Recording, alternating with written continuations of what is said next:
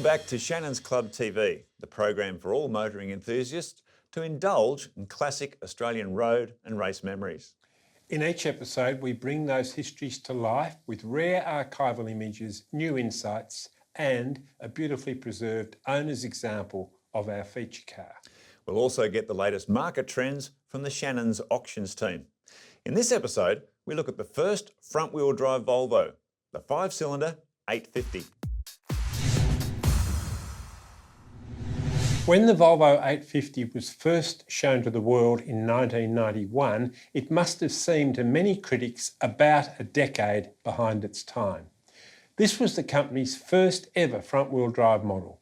It used an inline 5-cylinder engine and had a drag coefficient of 0.32, even if it looked, to invoke that familiar anti-Volvo joke, as if it still had to be removed from the box.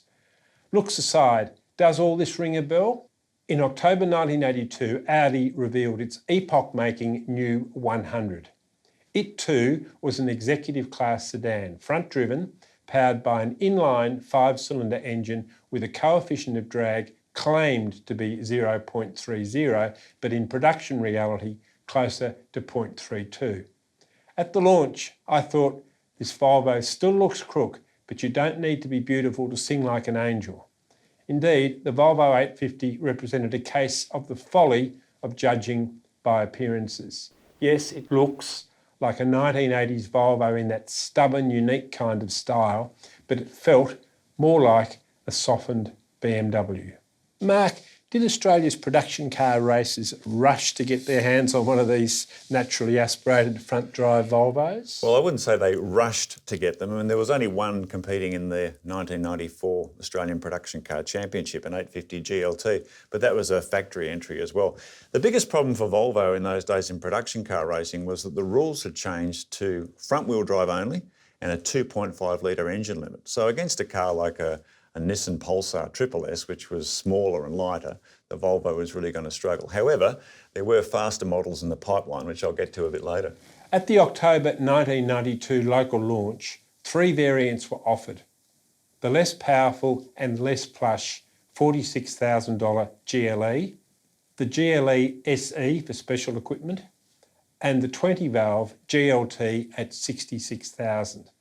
The interior was spacious, comfortable, and highly versatile. Volvo's child booster seat, suited for kids aged from 3 to 10, was incorporated in the rear armrest. There was a ski port and a split backrest.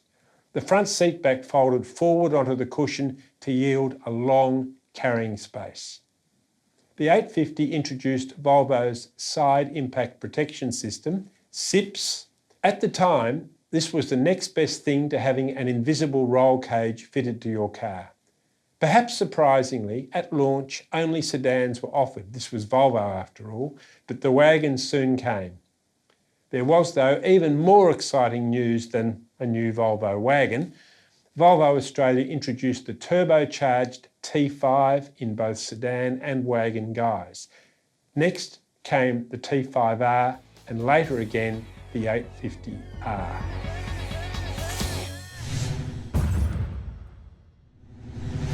Volvo's decision in 1994 to launch the racing career of its new 850 series with the big, boxy estate was a masterstroke, even though it didn't win a championship or even a race.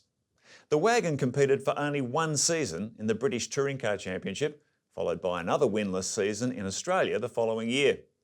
The Swedes were not disappointed though, because the primary goal was to let the world know that Volvo still had a pulse and a sense of humour through motorsport to attract younger buyers to the brand.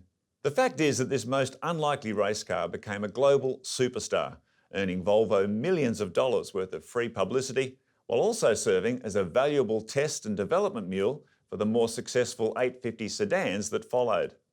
John, I cannot think of a more unlikely race car than a Volvo station wagon. That makes me laugh just thinking about it. It was fantastic at the time. Unbelievable, especially that British Touring Car Championship. Well, the British Touring Car Championship was world famous at the time, so it was a really good thing to plug into. And I said they had a sense of humour. They had a lot of fun with this car. I can remember on the warm-up laps at those British touring car rounds, they actually had stuffed collies, stuffed dogs sitting in the back of the car. That would have put the other drivers off. It would have put me off. The crowd loved it, and it was just showing the versatility of the estate, and it was just very, very clever the way they did it. It didn't matter that it didn't win a race. It just got so much publicity. It's great. Yeah, it was a fantastic time. Volvo Australia also returned to motorsport in 1994 as part of this global strategy. The local program kicked off with an 850 GLT for Tony Scott in production car racing, and later turbocharged T5 and even hotter T5Rs in the annual 12-hour race, which included guest drives by Bathurst King Peter Brock. In 1995, the Aussie campaign shifted up a gear, with Scott and the imported 850 estate winning fans, if not races, in 2-litre super touring. A common complaint from rivals was that the rear of the Volvo was so big that they couldn't see around it and kept missing their braking markers. The following year, Brock was given a sedan version of the 850 Super Tourer, which had performed so strongly in the UK, but it was no match for local BMWs and Audi Quattros. In 1997, Jim Richards took the helm, claiming top 5 results in both the Championship and the Super Touring Bathurst 1000.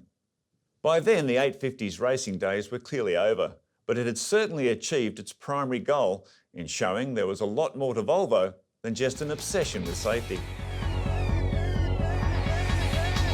Remember, you can read the full road and race histories on the Shannons Club website.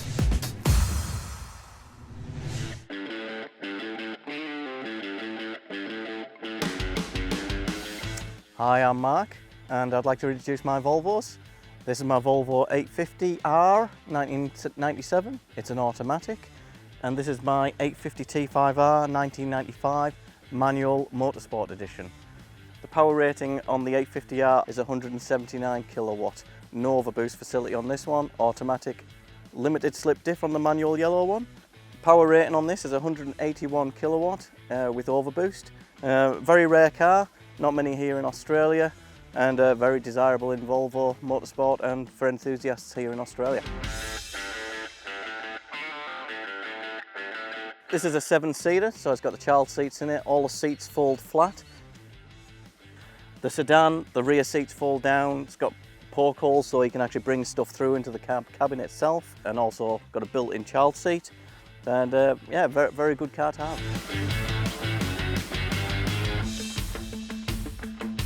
I am a Shannons customer. I've had a lot of cars insured with Shannons.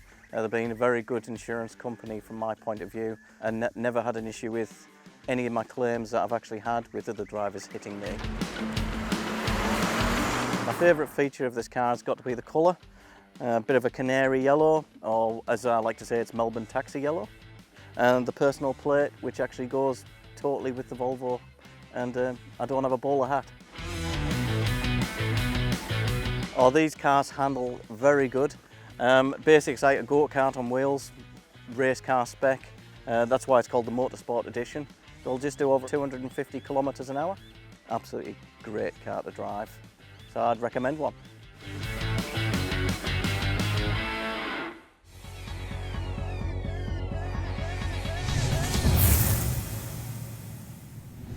Tiny Hansen from Shannons Auctions joins us to talk about the Volvo 850 series. Welcome to the show, mate. Thanks, Mark. Tiny, the Volvo 850 series, the first ever 5-cylinder Volvo, and also the first front-wheel drive Volvo. So quite a few firsts in the one car. For sure, in the one car, yep. Well, there were quite a few firsts, but keep in mind it was also the last of the boxy Volvos, because the S40 that came along after was a completely different shape. It was a real departure. So this is the last of the traditional boxy shape. Last of the Volvos, yep, last of that particular shape. And it really did look as if it should have come out a few years earlier than it did. And in fact, that had been Volvo's plan. The car was ready some years earlier. Yeah, I remember the feeling at the time was like, yeah, Volvo's sort of moving on, but they don't quite get it yet. They haven't moved on enough. Yeah, it was like they were hanging on to their roots too long. The model that I remember the most would be the wagon. Absolutely. With those taillights that went right the way to the roof. Absolutely fantastic. And they went racing in that.